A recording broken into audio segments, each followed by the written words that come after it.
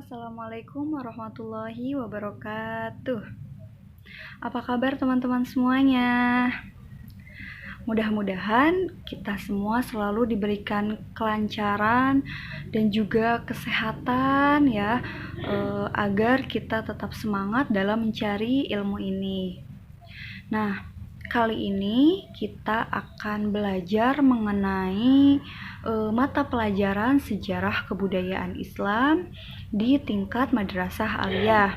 Nah, kali ini saya akan mencoba menjelaskan tentang materi pokok di kelas 10 pada semester 1, yaitu perkembangan periode Islam pada masa Rasulullah pada periode Mekah. Nah, namun bahasan atau sub pokoknya yaitu tentang perkembangan masyarakat Mekah sebelum pra-Islam. Nah, oke. Sebelum kita memulai pembelajaran, alangkah baiknya kita berdoa bersama-sama dulu ya. Yuk, kita baca doa bersama ya. Bismillahirrahmanirrahim. Robbi jidni ilman warzuqni fahman. Amin. Oke, agar kita lebih paham tentang materi kita hari ini, kita simak PPT di berikutnya. Nah, teman-teman, kali ini kita akan belajar tentang perkembangan Islam masa Rasulullah Shallallahu Alaihi Wasallam pada periode Mekah. Oke, pembahasan kita kali ini mengenai kebudayaan masyarakat Mekah sebelum Islam. Jadi, bagaimana sih keadaan masyarakat Mekah sebelum datangnya agama Islam? Nah, di sini dijelaskan bahwa para ahli sejarah menyebut masa sebelum kehadiran Islam yang dibawa oleh Rasulullah SAW, yaitu disebut sebagai masa jahiliyah. Secara bahasa, masa jahiliyah berasal dari kata jahil yang diturunkan dari kata dasar bahasa Arab, yaitu jahala yang berarti bodoh. Nah, bangsa Arab ini sebelum Islam sudah mengenal dasar-dasar beberapa cabang ilmu pengetahuan. Bahkan di dalam hal seni sastra, mereka telah mencapai tingkat kemajuan yang sangat pesat. Nah, negeri Arab adalah sebuah semenanjung di ujung barat daya benua Asia, di sebelah utara yang berbatasan dengan Syam, Palestina, dan juga Al-Jazirah, di sebelah selatan berbatasan dengan Teluk Aden dan Samudra India, lalu di sebelah timur berbatasan dengan Teluk Oman dan Teluk Persia, dan di sebelah barat berbatasan dengan Selat Bab al-Mandi dan Laut Merah dan terusan Suez. Nah, lalu keadaan Arab ini khususnya di daerah Mekah terdiri atas gurun pasir yang panas dan juga gersang.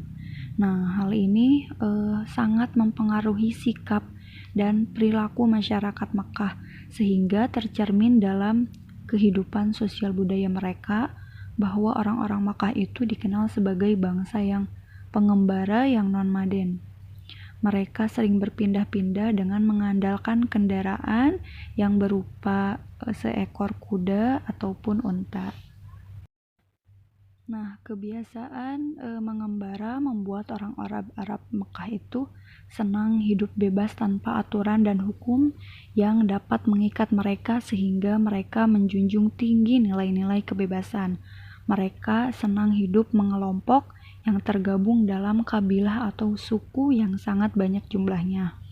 Kekuatan, keperkasaan, keuletan, dan keberanian merupakan modal utama untuk dapat bertahan di alam gurun pasir.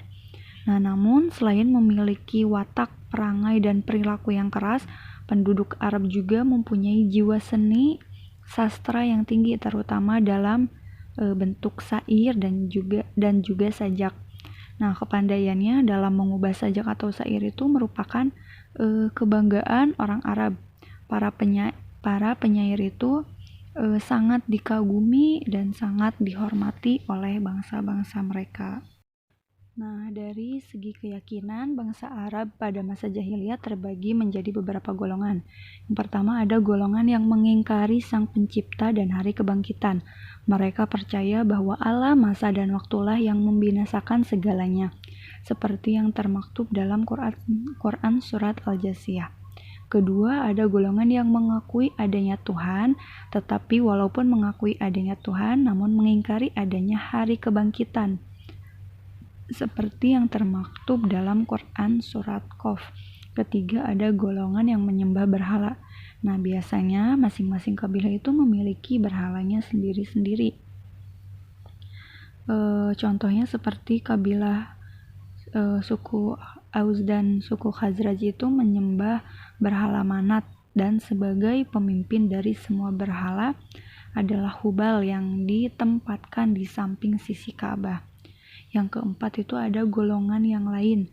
Maksudnya adalah golongan yang cenderung mengikuti ajaran Yahudi, Nasrani, dan Sabiah. Ada pula yang menyembah malaikat ataupun jin. Lalu label jahiliyah yang diberikan kepada bangsa Arab pra-Islam bukan berarti tidak ada kebaikan sama sekali dalam kehidupan mereka. Namun bangsa Arab masih memiliki akhlak-akhlak mulia dan budaya positif yang menyejukkan dan menakjubkan akal manusia. Nah, di antara beberapa perkembangan kebudayaan masyarakat pada masa pra-Islam. Yang pertama ada tradisi keilmuan.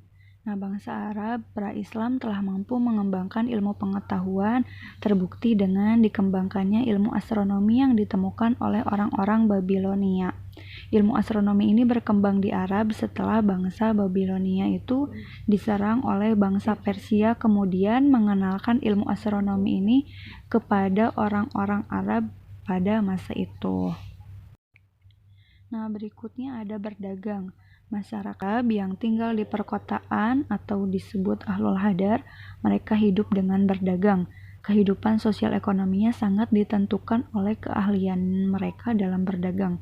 Mereka melakukan perjalanan dagang dalam 2 musim selama setahun, yaitu pada musim panas ke negara Syam dan pada musim dingin mereka pergi ke negara Yaman.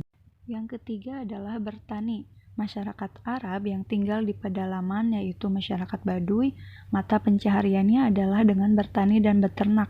Kehidupan mereka nomaden, hidup mereka berpindah-pindah dari satu lembah ke lembah yang lainnya untuk mencari rumput bagi hewan mereka. Masyarakat yang hidup di daerah yang subur, mereka bercocok tanam dan hidup di sekitar Pase seperti Taif. Mereka menanam buah-buahan dan juga sayur-sayuran. Berikutnya ada bersyair. Para ukaz tidak hanya menyediakan barang dagangan berupa perniagaan dan kebutuhan sehari-hari saja, tetapi juga pagelaran kesenian seperti qasidah-qasidah gubahan sastrawan Arab. Nah, syair itu menjadi salah satu budaya tingkat tinggi yang berkembang pada masa Arab pra-Islam. Syair juga dapat menjadikan seorang atau kabilah tertentu menjadi kabilah yang terhormat. Berikutnya adalah menghormati tamu. Nah, kehidupan sosial bangsa Arab pra-Islam itu terkenal pemberani dalam membela pendiriannya. Mereka tidak mau mengubah pendiriannya yang sudah mengakar dalam kehidupan mereka. Salah satunya adalah dengan menghormati dan memuliakan tamu. Menghormati tamu adalah bagian dari menjunjung tinggi sikap dermawan yang mereka miliki. Nah, mereka berlomba-lomba untuk memuliakan tamu dalam segala hal dengan harta benda yang mereka punya. Nah, terakhir ada menepati janji. Bagi orang Arab, janji adalah hutang yang harus mereka bayar. Melanggar janji adalah aib bagi hidup mereka. Bahkan dalam sebuah kisah Hani bin Mas'ud As-Saibani, hanya demi sebuah janji mereka rela membinasakan keturunan mereka dan menghancurkan rumah demi memenuhi janji. Nah, jadi jahiliyah di sini artinya masyarakat Arab itu mereka masih melakukan perjudian, menyembah berhala, mabuk-mabukan, dan masih adanya perbudakan. Namun di sisi lain, masyarakat Arab juga masih mempunyai nilai positif seperti berdagang, menghormati tamu, menepati janji, dan bersair. Mungkin itu yang dapat saya sampaikan. Terima kasih. Semoga bermanfaat. Wassalamualaikum warahmatullahi wabarakatuh.